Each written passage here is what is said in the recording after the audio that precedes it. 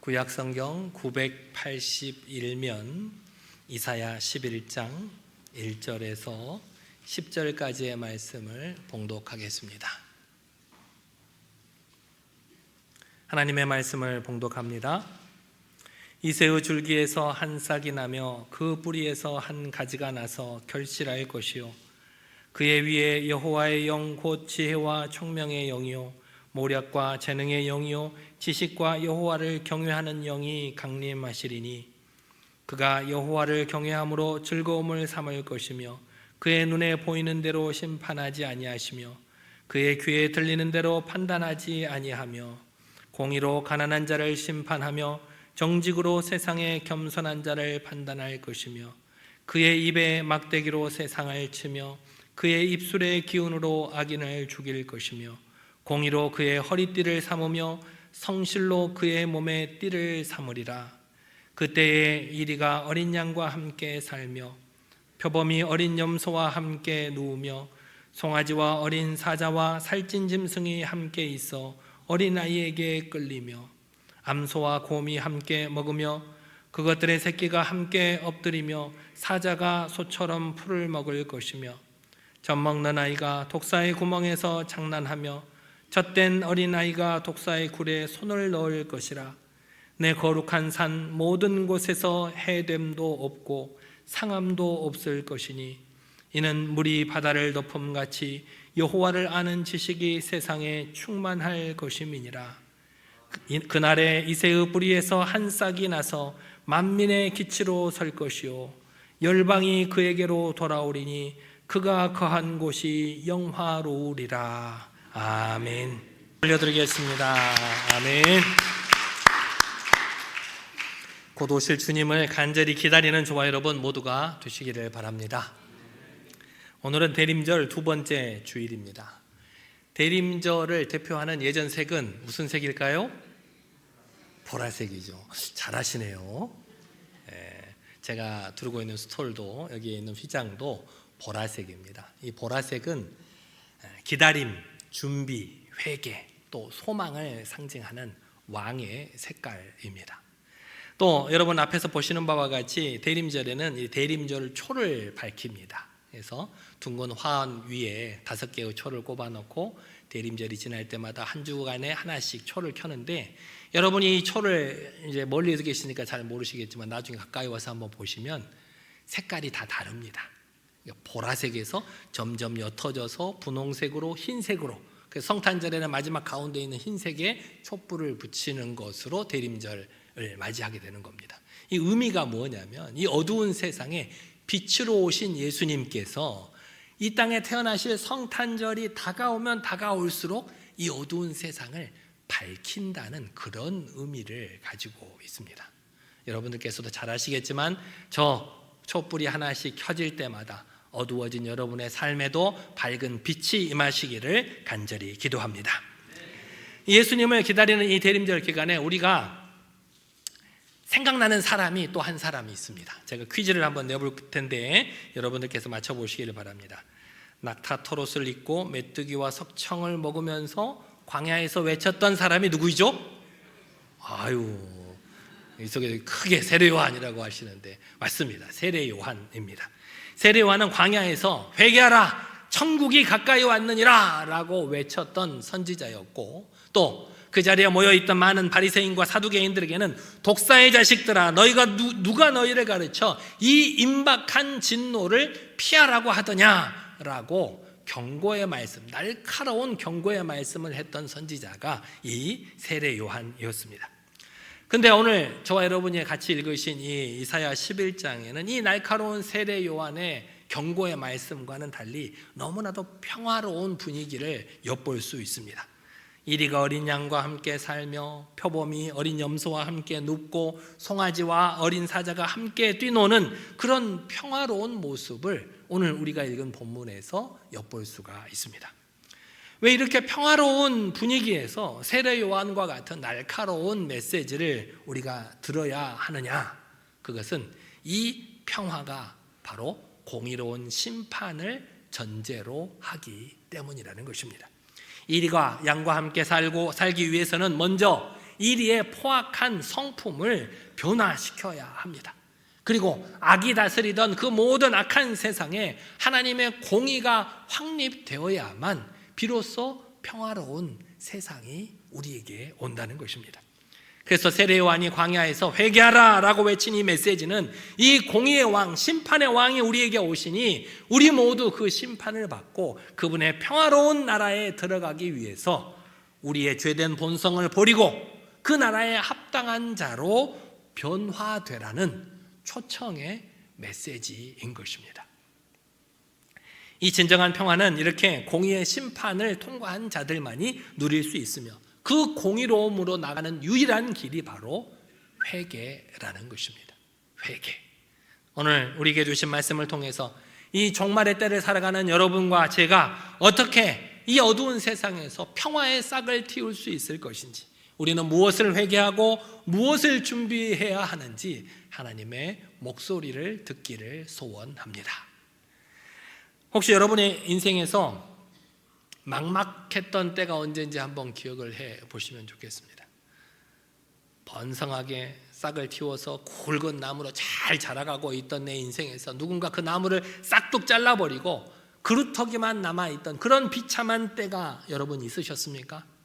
열심히 쌓아올린 사업이 갑자기 무너져 버렸을 때, 내가 굳게 믿었던 사람과의 관계가 단절되었을 때, 혹은 내 힘으로는 도저히 어찌할 수 없는 건강의 문제에 직면했을 때, 우리는 커다란 나무가 싹둑 잘려버린 그 그루터기와 같은 초라함을 느낄 때가 있습니다.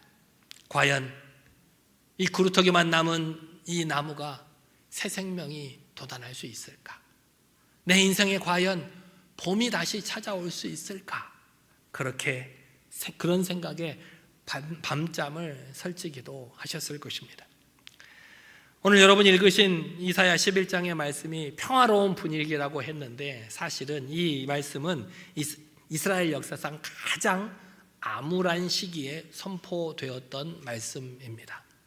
하나님께서 선택하신 이스라엘 백성들이 당시 최강국이었던 아수르의 위협으로 인해서 북이스라엘이 거의 멸망 직전에 있었던 시대였고, 남유다 역시 그 아수르의 위협에서 벗어날 수 없는 처지였습니다. 한때는 울창한 숲과 같았던 이 다윗 왕조의 영광이 한순간에 잘려나가서 그루터기만 남은 초라한 상태가 바로 그 시대였다는 것입니다. 그렇게 다윗 왕조가 끊어질 위기, 아무런 소망이 보이지 않는 것 같은 그때에 하나님께서 이새의 줄기에서 한 싹이 날 것이라고 말씀하고 계시는 것입니다.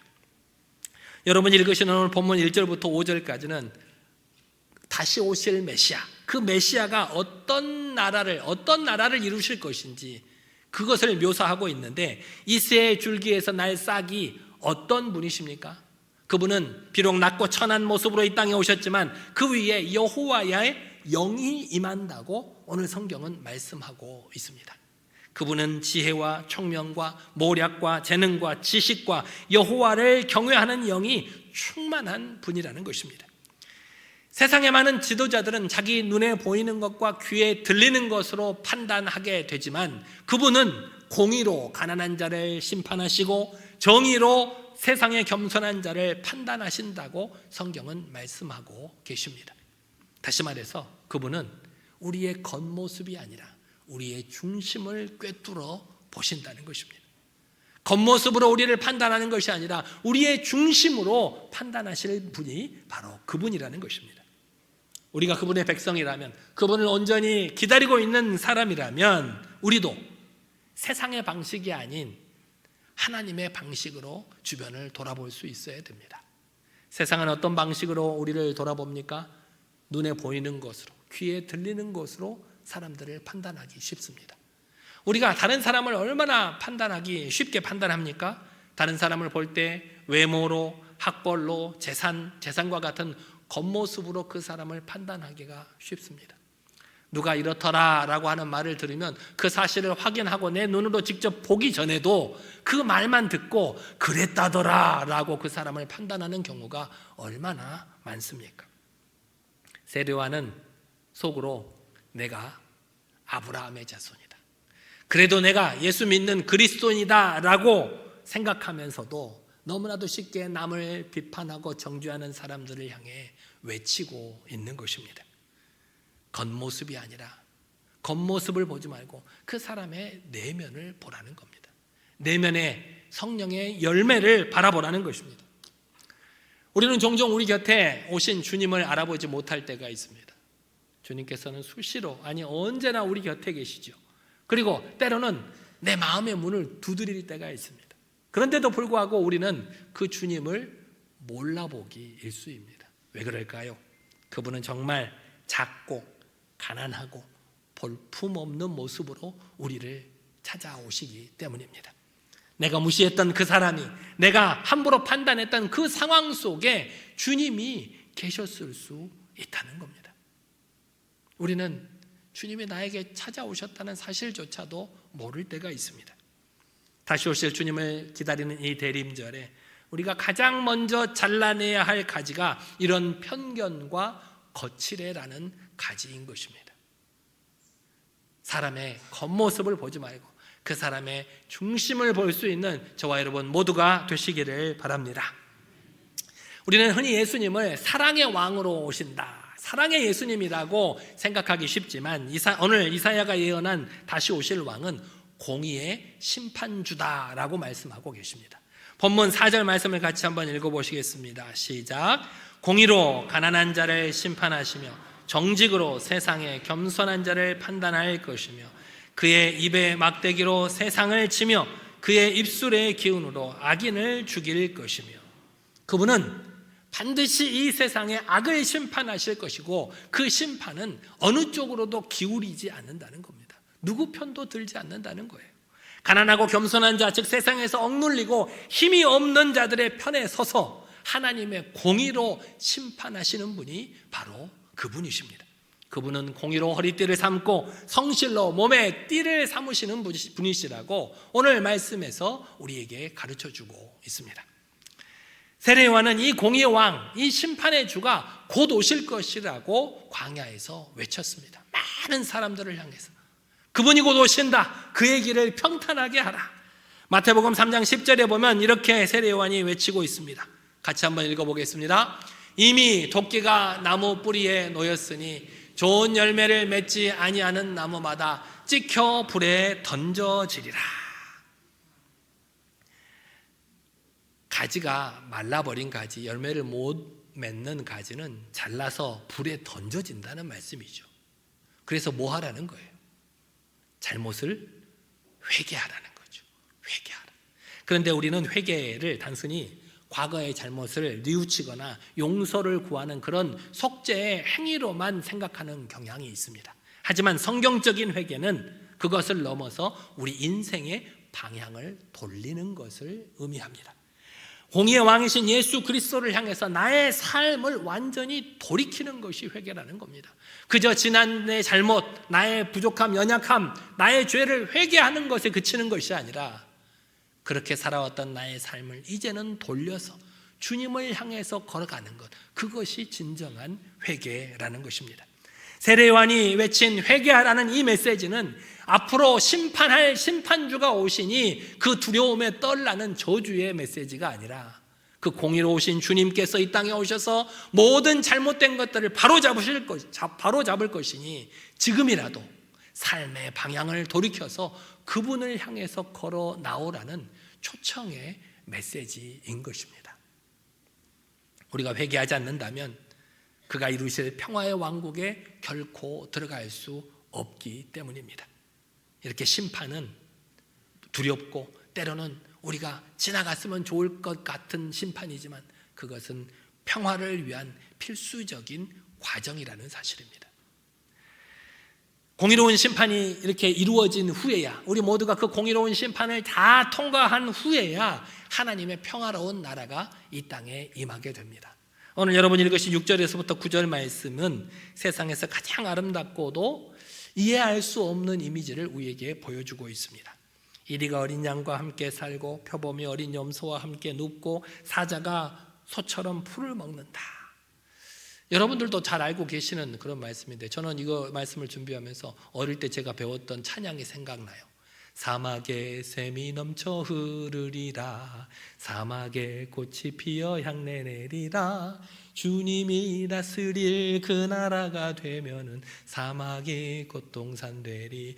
이렇게 율동을 하면서 배웠던 어릴 때 그 찬양이 기억이 나더라고요. 이 말씀이구나. 이것은 단순히 동화 같은 이야기가 아닙니다. 죄로 인해 깨졌던 하나님의 창조의 질서가 회복된다는 사실을 우리에게 보여주고 있는 것입니다. 에덴 동산에서 아담의 불순종으로 시작된 불신과 경쟁, 야국강식의 저주가 끝나고 이제는 모든 피조물들이 하나님의 조화로운 상태가 되는 것, 이것이 바로 하나님 나라의 본질이라는 것입니다. 세례요한이 독사의 자식들아 라고 외치면서 회개를 촉구한 것은 우리 마음에 있는 이 맹수의 본성을 제거하지 않고는 결코 그 하나님의 나라에 들어갈 수 없음을 말씀하고 있는 것입니다. 여러분은 여러분의 마음에 어떤 맹수를 키우고 계십니까? 내 마음에 있는 맹수는 무엇일까? 화가 나면 물어 뜯어야만 직성이 풀리는 이리가 여러분 마음 가운데 있으시진 않습니까? 때로는 안 그럴 것 같지만 교묘하게 남에게 상처를 주는 표범이라는 맹수가 여러분의 마음속에 있지는 않는지, 때로는 내 힘으로 찍어 누르는 사자가 내 마음속에 있지는 않는지 돌아보시기를 바랍니다. 내 성격이 원래 그래, 내가 원래 그래, 그것은 하나님의 십자가 앞에서는 통하지 않는 말입니다. 종말론적인 신앙은 내 성격대로 사는 것이 아니라 하나님의 말씀대로 내 본성을 꺾는 것이 주님께서 우리에게 바라시는 신앙입니다. 사자가 풀을 먹는다는 것은 자신의 본성을 거르는 그 고통스러운 변화를 포함하고 있는 말입니다. 사자가 달려다니면서 맛있는 육식을 해야 될 동물인데 그 사자가 풀을 먹기 위해서 얼마나 많이 참고 자신을 내리쳐야 했겠습니까? 이렇게 나의 자존심과 나의 공격성을 내려놓는 구체적인 회개 없이는 결코 그 평화의 나라에 임할 수 없음을 여러분 잊지 마시기를 바랍니다. 이런 정말 극적인 평화가 어떻게 이루어지느냐, 9절 하반절에서 이렇게 말씀하고 있습니다. 같이 읽어보겠습니다. 이는 물이 바다를 덮음같이 여호와를 아는 지식이 세상에 충만할 것임이니라. 진정한 평화는 군사력이나 경제력이나 어떤 정치적인 협상으로 오는 것이 아니라 여호와를 아는 지식에서부터 온다는 것입니다. 여러분 뼈가 부러져 본 적이 있으십니까? 뼈. 우리 몇몇 분도 이렇게 갈비뼈가 부러지셔서 아직도 고생이시고, 저희 어머니도 그냥 뭐를 이렇게 무거운 걸 들어 올렸는데 뚝 하더니 갈비뼈가 부러지셨다고 그렇게 이야기하는 적을 들었어요. 제가 이전에 섬기고 있던 교회에서 노 권사님이 계세요. 90대가 넘은 권사님이신데 자식들은 좀 멀리 살아요. 자식들 곁에 가서 사시지 왜 이렇게 멀리 사시냐 그랬더니 자식들도 그렇지 않아 해서 오라고 하는데 내가 교회 곁을 떠나기가 싫다. 멀리 가면 교회 오기가 어렵다는 거예요. 그래서 나는 여기서 나 혼자 살란다. 자식들에게 짐되지 않고 나 혼자 이 교회를 충성하면서 살리라, 그런 마음으로 교회 곁에 사시는 분이 계세요. 혼자 계시는지라 제가 종종 들여다볼 때가 있는데 어느 날 보니까 다리를 쩔뚝거리고 계셔요. 그래서 보니까 다리를 걷어보니까 퍼렇게 멍이 들었어요. 새끼 발가락 있는 데가. 그래서 왜 그러셨어요? 그러니까 욕실에서 씻다가 옆에 문에다가 탁 부딪혔대요. 탁 부딪혔으니 살짝 부딪혔으니까 좀 멍이 들고 말겠지 하고 2주를 참고 계셨다는 거예요. 제가 가서 보니까 이거 보통 심각한 문제가 아니에요. 아니 이렇게 될 때까지 왜 그렇게 참고 계셨어요? 나이도 새파란 목사가 그 노 어르신 권사님을 야단을 쳤어요. 당장 모시고 이렇게 정형외과를 갔더니 아니나 다를까 뼈가 부러졌어요. 부러졌는데도 그것들을 좀 있으면 낫겠지 하는 마음으로 참고 계셨다는 거예요. 그래서 부러진 것들을 다시 이렇게 맞추는 과정을 거쳐서 또 이렇게 회복을 하고 또 그 부러진 발로 교회에 굳이 나오겠대요. 의사 선생님이 절대로 그러면 안 된다. 어르신들은 뼈가 그라이도 안 붙는데 움직이면 안 된다 그랬는데 예배 나오겠다는데 어떻게 제가 말려요? 그래서 제가 이 패드를 들고 예배 시간이 되면 권사님 집으로 찾아갔어요. 교회 옆이니까. 권사님, 저랑 같이 온라인으로 예배를 드립시다. 그렇게 해서 한 달간을 예배를 드렸던 기억이 있어요. 여러분, 뼈가 부러지면 아파요. 그 어르신은 어떻게 그 아픔을 그냥 참고 계셨는지 모르겠어요. 이때 우리가 할 수 있는 선택은 두 가지입니다. 당장 아프니까 내가 진통제만 먹고 그냥 참는 겁니다. 그러면 어떻게 돼요? 부러진 뼈가 여전히 어긋난 상태로 있습니다. 그러면 진통제 약 기운에 좀 덜 아플 수는 있지만 그것이 계속 안 아파질까요? 아니요. 약 기운이 떨어지면 계속 또 아파요. 그러니까 괜찮은 것 같지만 그것은 거짓 평화라는 겁니다. 그럼 우리는 어떻게 해야 돼요? 어긋난 뼈를 병원에 가서 다시 맞춰야죠. 여러분, 어긋난 뼈를 맞춰보셨어요? 안 맞춰보셨죠? 저도 안 맞춰봤어요. 그런데 맞춰본 분의 이야기를 들어보면 뼈가 부러질 때만큼이나 아프대요. 그 어긋난 뼈를 확 잡아당겨가지고 제대로 딱 맞추고 거기를 딱 고정을 해야 되는 거거든요. 그런데 이 고통을 견뎌내어야만 그 뼈가 제대로 붙을 수 있고 고통도 사라진다는 거예요. 세례요한이 우리에게 외친 이 회개의 메시지가 이 뼈를 맞추는 고통이라는 것입니다. 그것이 당장 나에게 불편하고 아플 수는 있지만 그 과정을 거치지 않으면 우리는 거짓 평화 속에서 계속 신음하며 살아갈 수밖에 없다는 것입니다. 우리 삶의 어긋난 뼈를 이 공의의 왕이신 하나님 앞에 내려놓고 회개라는 고통스러운 과정을 거칠 때서야 비로소 우리 삶에 진정한 평화가 임한다는 사실을 잊지 않는 저와 여러분 모두가 되시기를 바랍니다. 이 평화가 우리뿐만 아니라 온 세상 만방을 향하여 확장될 것을 본문 10절 말씀에서 이렇게 말씀하고 있습니다. 같이 한번 읽어볼까요? 그날에 이새의 뿌리에서 한 싹이 나서 만민의 기치로 설 것이요 열방이 그에게로 돌아오리니 그가 거한 곳이 영화로우리라. 여기서 기치라고 하는 것은 군대를 소집하거나 승리의 소식을 알릴 때 세우는 깃발을 의미하는 겁니다. 많은 사람들이 있으면 잘 안 보이잖아요. 그 깃발을 들면 야, 우리가 승리의 깃발이구나, 저리로 모여야 되는구나 라고 그쪽으로 사람들이 모여들게 되는 것입니다. 세상 사람들은 돈이라는 깃발, 권력이라는 깃발, 명예라는 깃발을 보고 그쪽으로 달려갑니다. 사랑하는 성도 여러분, 지금 여러분은 어떤 깃발을 향해 달려가고 계십니까? 여러분 마음속에 가장 높이 세워진 깃발이 뭘까요? 혹시 경제적인 안정이 여러분의 깃발이 아니십니까? 자녀의 성공이 여러분의 기치가 아니십니까? 하지만 이런 세상적인 화려한 깃발들은 결국 다 찢어지고 퇴색하기 마련입니다. 이 대림절, 예수님을 기다리는 이 대림절에 그 세상의 깃발을 바라보던 우리의 시선을 돌려서 영원하신 주님의 깃발을 바라보는 여러분들이 되시기를 바랍니다.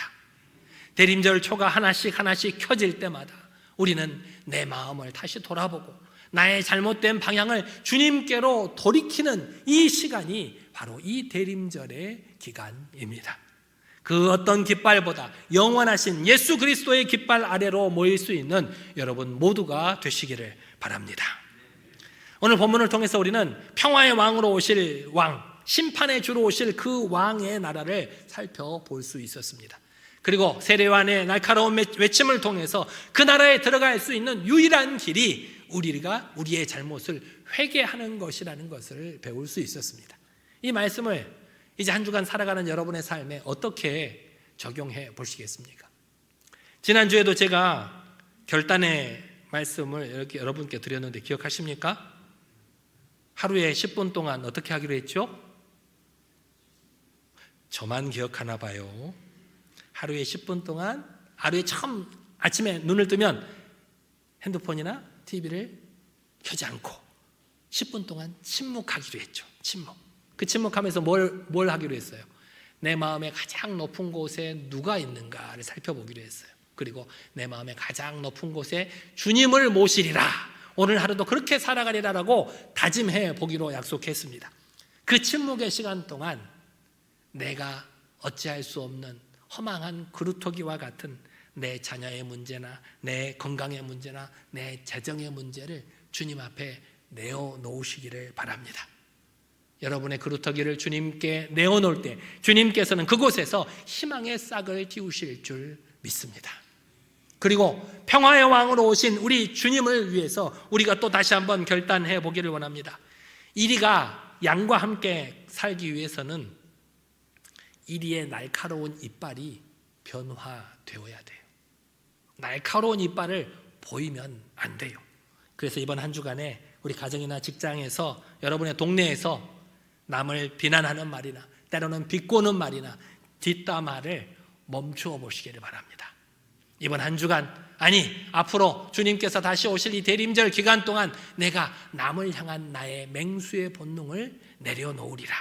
누군가 실수했을 때 지적하고 싶은 그 맹수의 본능이 강력하게 일어나더라도 그 이빨을 보이지 마시고 잠시 참아보고 괜찮습니다 라고 말할 수 있는 풀을 먹는 사자들이 다 되시기를 바랍니다. 오늘 우리는 이사야의 예언을 통해서 이새의 줄기에서 나신 예수님의 모습을 살펴볼 수 있었습니다. 그분은 여호와의 영으로 다스리시며 우리의 겉모습이 아닌 공의로 심판하시는 분이십니다. 그분이 다스리는 나라는 그 어떤 해됨도 상함도 없는 완전한 평화의 나라입니다. 사랑하는 성도 여러분, 우리는 세례요한의 외침처럼 도끼가 나무 뿌리에 놓인 것 같은 그런 긴박한 시대를 살아가고 있습니다. 그러나 두려워하지 마십시오. 우리 하나님께서는 다 베어져 버린 것 같은 그 구루터기에서도 기어이 새 생명의 싹을 틔우시는 분이십니다. 중요한 것은 우리의 태도입니다. 나의 사나운 본성을 회개하고 주님의 성품을 닮아가기로 결단할 때 여러분의 무너진 삶의 자리에도 기적 같은 평화의 싹이 돋아날 줄 믿습니다. 이 대림절 두 번째 주, 차가운 겨울바람 속에 있더라도 앞으로 다가올 하나님의 평화의 봄을 기다릴 수 있는 저와 여러분 모두가 되시기를 간절히 기도합니다.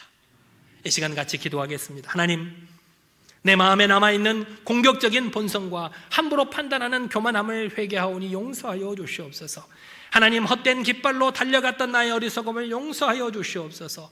이제는 나의 혈기와 고집을 십자가 앞에 내려놓고 주님의 성품을 배우며 예수 그리스도의 깃발 아래로 모이는 하나님의 백성으로 살아갈 수 있도록 해달라고 이 시간 간절히 기도하겠습니다. 능력의 하나님 아버지, 어리석고 부족한 우리들 하나님의 거룩하신 말씀으로 깨우쳐 주심에 감사를 드립니다. 오늘의 말씀을 통해서 아버지 하나님, 이새의 뿌리에서 한 싹을 틔워주실 것을 약속해 주셨음에 감사를 드립니다.